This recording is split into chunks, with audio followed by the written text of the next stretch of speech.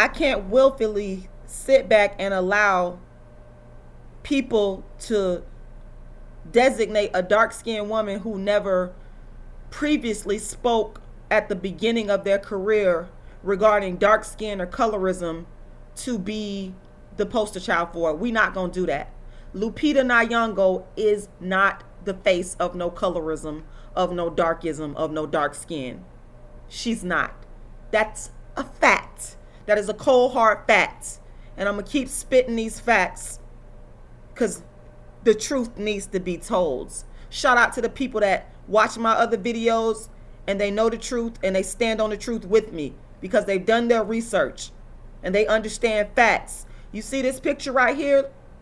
This picture is a picture of me back in 2013. Lupita, you weren't never talking about no colorism or no darkism or no dark skin discrimination in 2013. But Rashida Strober was.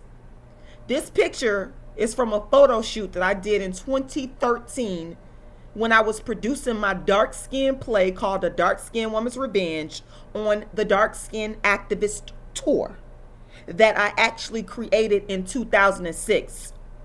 My question is, where was Lupita Nyango when I was laying this groundwork back in 2006 speaking on colorism?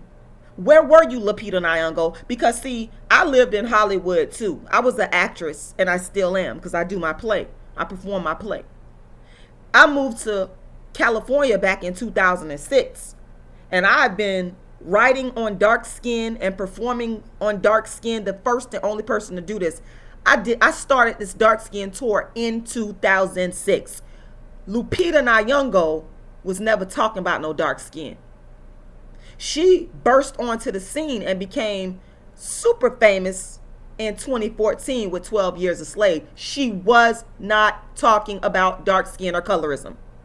So you have to explain to me why a person that became famous and prior to them becoming famous, why you as a dark-skinned woman did not speak about your dark skin initially when you became famous and at the start of your career. You have to explain that. You cannot just sit here and come out the woodworks and jump on the Rashida Strober dark skin colorism train and think that the real dark skin activist, the real advocate is not going to say nothing. I don't care because you famous and got a big platform. I could care less about that. Haters that's coming up on my video, I don't care. The fact of the matter is, in 1998, Rashida Strober, myself, I created dark skin activism, which no one ever thought of or heard of because no dark skinned woman gave a damn about talking about their dark skin. They didn't, because if they did, I would have known of them in 98. It took Lupita Nyango to come all the way up to 2019 to start talking about dark skin. You know why? Because Rashida Strober quietly, and when I say quietly, I'm just talking about I was actually engaged in the real work of dark skin activism and building this platform. But I was also working to promote it and didn't have the opportunities that this woman had. Didn't have the white people to put me on. What I'm saying is I built this thing called dark skin activism before any dark skinned woman ever thought to talk about it because they were scared to. They was embarrassed to. They didn't want to. And you want me to sit here and believe that this woman is some type of advocate for dark skin and colorism? No, she is riding the wave of what I have created.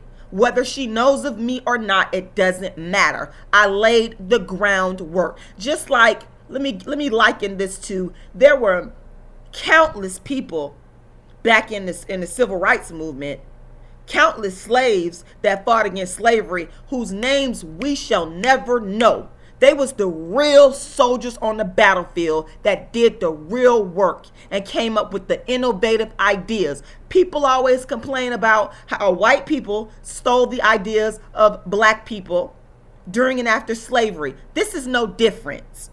This woman is getting credit for something that where's your track record that she never, ever spoke on until I made it pop, until I built the platform, worked from 98 up until now to build it up. It went viral with Kendrick Lamar, the beef I had in 2015. And that's when, after all of that beef I had in 2015, and I put colorism and dark skin on the map by calling out Kendrick Lamar and his light-skinned girlfriend, after that, 2015, is when you started seeing people talk about dark skin.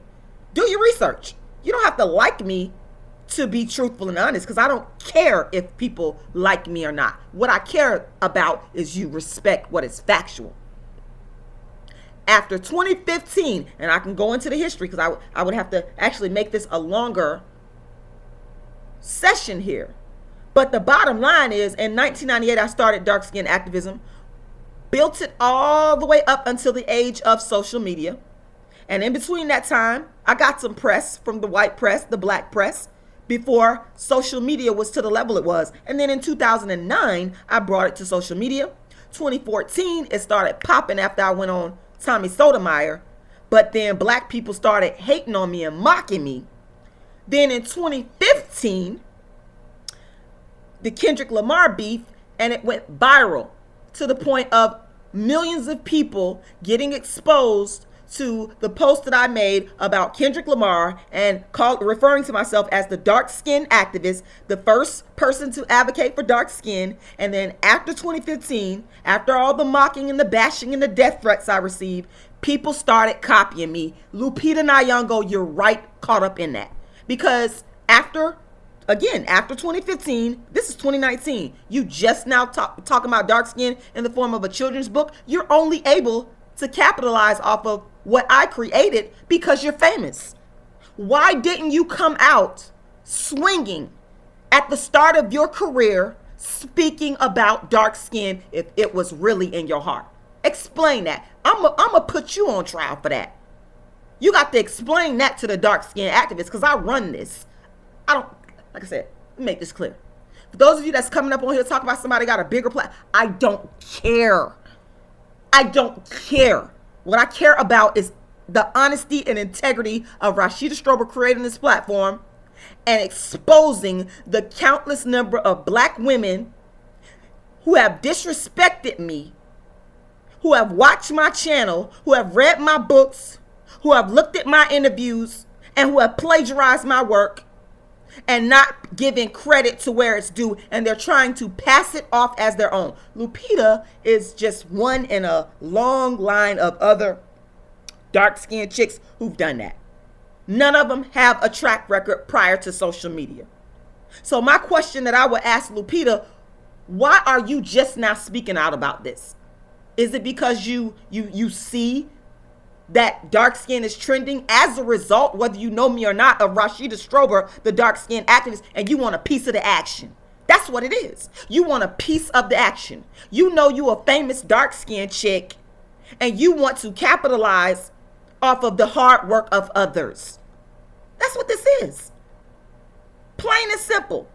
You know, shout out to Jada Black. I saw you doing something on colorism, and I called in. You graciously took my call because I had to call it out. This stuff pops up on YouTube, and when I see this, you know, the lies, when I see the falsehoods about how colorism and dark skin and darkism came to the masses, I gotta correct you. It came through Rashida Strober, the world's first and only dark skin activist. It did not come through any other dark skinned chick. You're not going to sit here and take credit for something that I began that no dark skinned woman gave a damn about until after Rashida Strober came on the scene.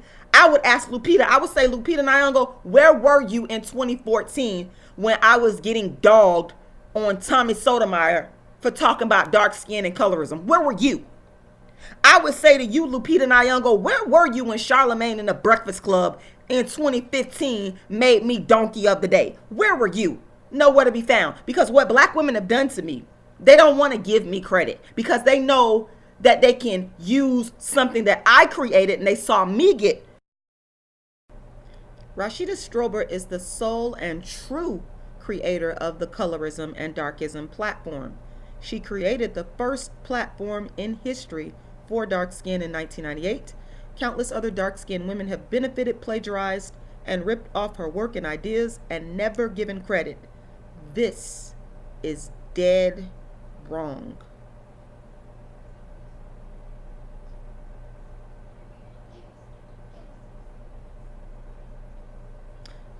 For more information on the world's first and only dark-skinned activist, go to darkskinactivist.com.